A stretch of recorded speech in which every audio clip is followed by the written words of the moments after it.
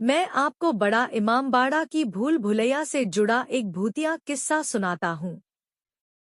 भूल भुलैया का भूतिया किस्सा कहा जाता है कि कई साल पहले कुछ दोस्तों का एक ग्रुप लखनऊ घूमने आया। वे बड़े इमामबाड़ा पहुंचे और गाइड को छोड़कर खुद ही भूल भुलैया घूमने निकल पड़े।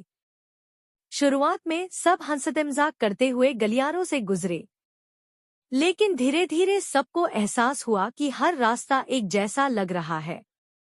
आगे आगे चल रही रोशनी भी कम होने लगी। अचानक एक दोस्त बोला, तुमने सुना? कोई हमारे पीछे चल रहा है। सभी रुके, मगर वहां कोई नहीं था।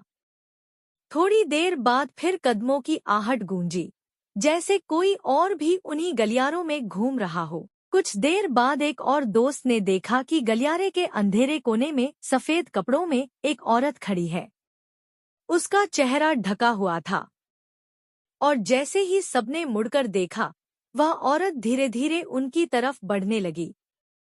डर के मारे सब भागने लगे, लेकिन भूल भुलैया के घुमावदार रास्तों में और फंसते चले गए।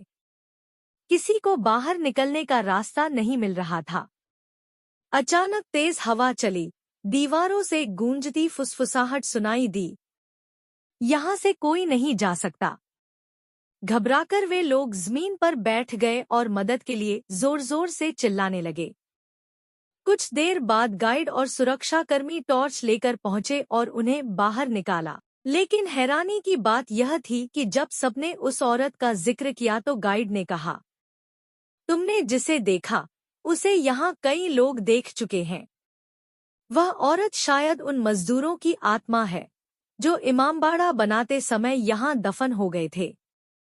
आज भी कहा जाता है कि भूल भुलैया में रात के समय अकेले जाने पर सफेद औरत की परछाई दिखाई देती है और उसकी फुसफुसाहट अब भी गलियारों में गूंजती है।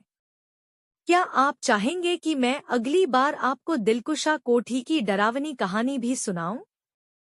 तो इसके लिए मेरे चैनल को लाइक और सब्सक्राइब करें।